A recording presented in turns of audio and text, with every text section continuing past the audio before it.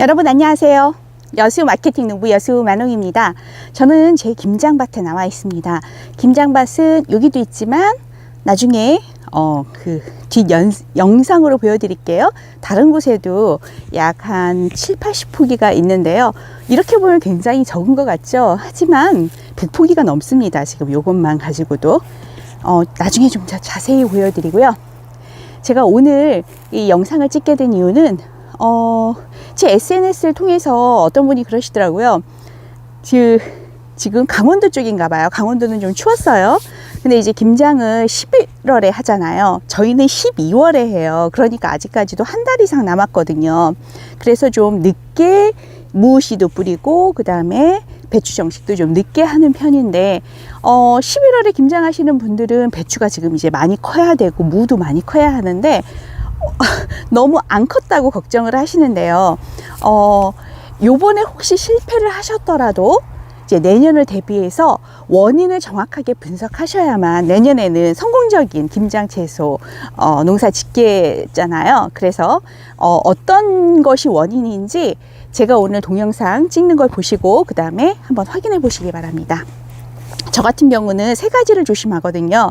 그 김장 채소를 만들 때 첫 번째는 물대기입니다. 네.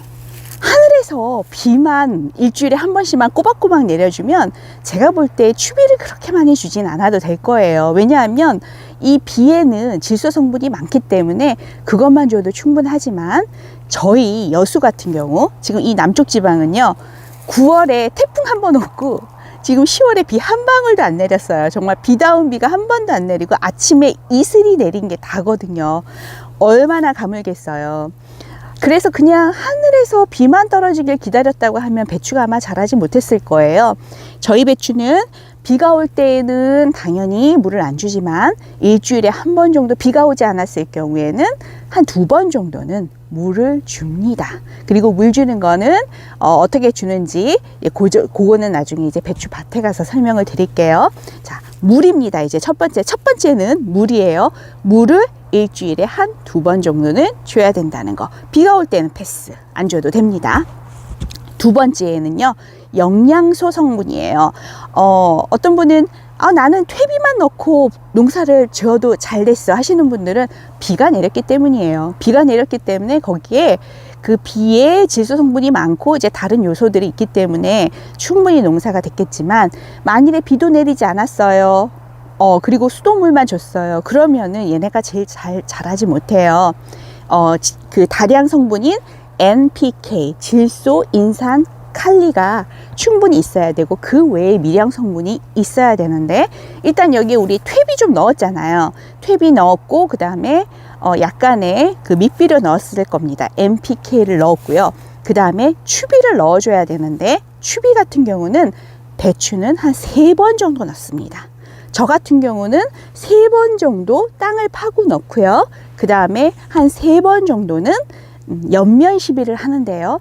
저 같은 경우는 많이 넣지 않고 가능하면 적게 넣습니다. 어떻게 적게요? 제가 이걸 쳤어요. 어떤 분은 얼마나 넣으세요? 그랬더니 한 주먹씩 넣으신대요. 남자분들이 한 주먹이면 저보다 훨씬 더 크겠죠? 근데 저는 밥숟가락 한 스푼씩만 넣습니다. 네, 보통 한 배추당 한 스푼씩. 만일에 4배추가 이렇게 있다 그러면 그 가운데 한 2스푼씩만 넣게 조금씩만 넣고 그 대신 간격을 좀 더 자주 넣으려고 해줘요. 어떤 성분을 넣어야 돼요? 추가 비료는 NPK 중에서 지금 인산 같은 경우는 밑비료로 넣었고 이동이 많이 되지 않기 때문에 더 이상 필요하지 않아요. 하지만 추비로 NK는 필요합니다. 그래서 질소와 칼리 성분이 들어간 NK 추비는 주고요. 그 다음에 옆면 시비로 칼슘과 마그네슘 성분인 이런 거 하나 주고요. 그 다음에 칼슘과 붕소. 칼슘과 붕소는 세트로 같이 다니면 참 좋아요. 서로 같이 도와주는 역할을 하기 때문에 이런 제품 같이 넣어주고요. 그 다음에 요런 거는 옆면 시비, 액체입니다. 이게 흔들어 보면 액체거든요. 그래서 액체 비료로 넣어주고 그 다음에 제가 만든 2년 전에 만들었어요. 깻묵 액비 넣어주고요. 그 다음에 다른 또 액비가 있어요. 액비도 좀 넣어줍니다. 그런 걸 좀 섞어서 넣어주죠. 그러면은 그러니까 밑비료가 아니라 직접 땅을 파고 넣어주는 것, 바로 이런 것들을 넣어주는데요.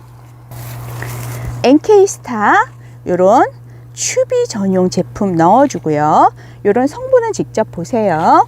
그 다음에 야라 제품입니다. 야라 제품은 얘네는 좀 작물 가까이에 뿌려도 해가 없는 거기 때문에 질산 칼슘 주로 주기 위해서 주고요. 항상 제가 볼 때 이런 붕소 성분 주려고 노력하거든요. 이런 붕소가 들어간 거. 아까도 보셨죠? 그 칼붕. 예, 칼붕. 이것도 칼슘과 붕소 성분이 같이 있어요. 그러니까 붕사라고 해야 되나? 붕소 성분이 빠지지 않도록 조심해야 되는데요. 자, 여러분 직접 한번 배추가 어느 정도 자랐는지 가보도록 하겠습니다. 네, 이렇게 배추 전체를 한번 보여드릴까요? 이렇게, 그 다음에 요 위에. 네, 여러분 이게 딱 보면 아시겠지만 얘하고 이렇게 단차가 납니다. 그쵸? 이렇게 단차가 1m 정도 나거든요. 얘도 마찬가지예요. 얘도 지금 이 아래하고 단차가 1m 정도 나요. 그러니까 지금 약간 계단식이라서 물 빠짐이 굉장히 좋아요. 이런 애들은 웬만해서는 물러지는 현상은 없습니다. 왜냐하면 물 빠짐이 워낙 좋아서. 그리고 얘네들 자란 모습 보시면은, 네, 안에가 단단해요. 그리고 이렇게 두 개가 함께 있는 것보다 이렇게 하나씩 같이 있는 하나씩만 있는 애들이 훨씬 더 크거든요.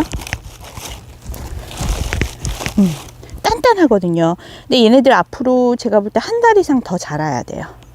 그렇기 때문에 속이 꽉 찰 거라고 예상이 되고요. 제가 아까 말씀드렸듯이 첫 번째는 물, 두 번째는 양분, 세 번째는 바로 병해충입니다. 지금 이렇게 겉잎을 보시면 구멍이 뻥뻥뻥뻥 났죠.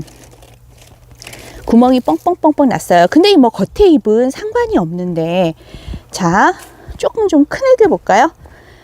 요런 애들은 벌써 이렇게 요 속이 차려고 이렇게 잎이 다물어지죠. 요럴 때 정말 주의하셔야 돼요. 자, 어제까지는 날씨가 추웠습니다. 그랬기 때문에 나방이나 다른 벌레들이 날아다니지를 않았지만, 이제 오늘부터 날씨가 따뜻해지면서 나방하고 이제 밤에는 나방, 낮에는 나비가 날아다니는데요. 요런 애들이 요 안에 들어가서 벌레를 낳는다 생각해 보세요. 그리고 요렇게 얘가 오므려지면서 결구가 돼 버려요.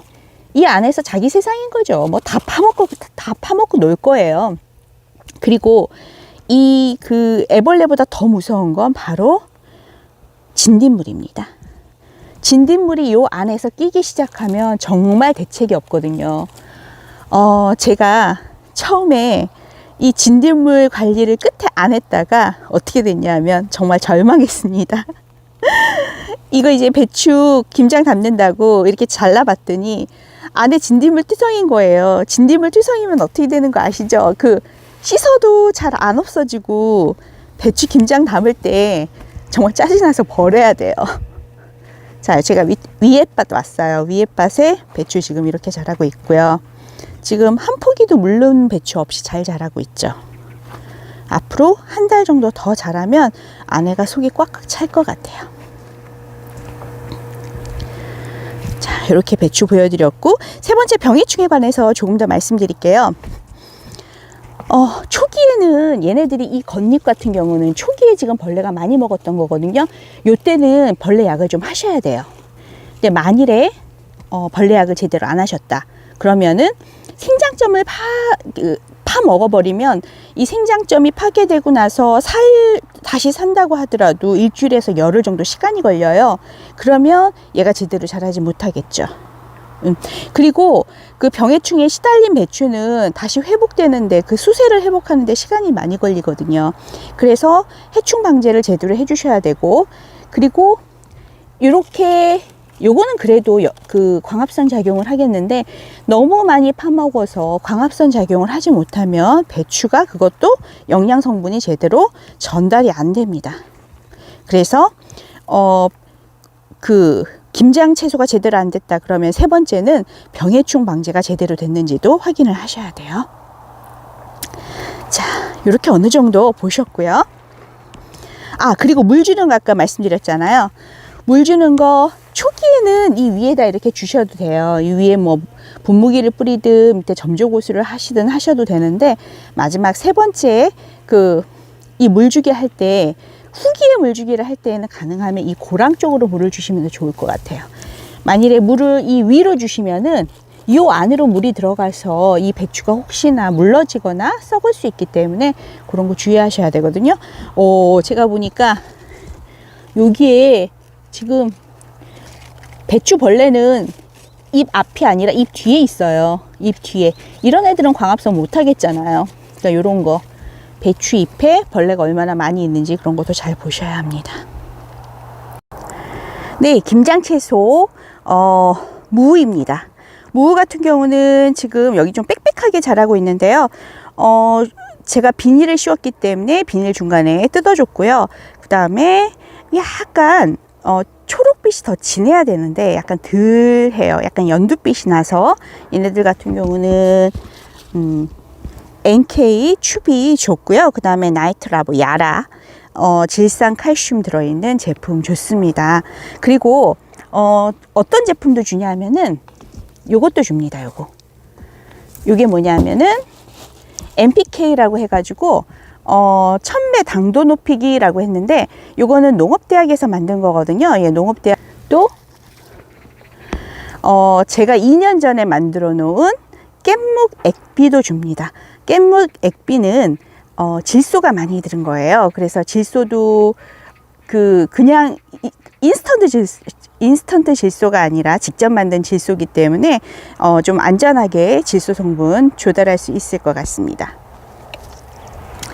그리고 병해충 관리는 어떻게 해야 될까요? 병해충 관리는 어제까지는 날씨가 추워서 괜찮았지만 이제 내일서부터는 날씨가 따뜻해집니다.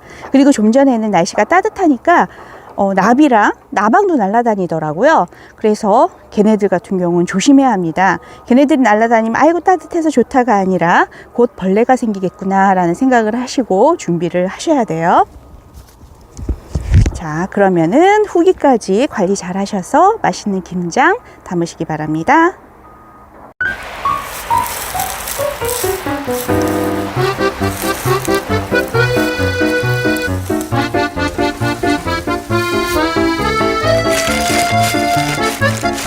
속이 단단해요.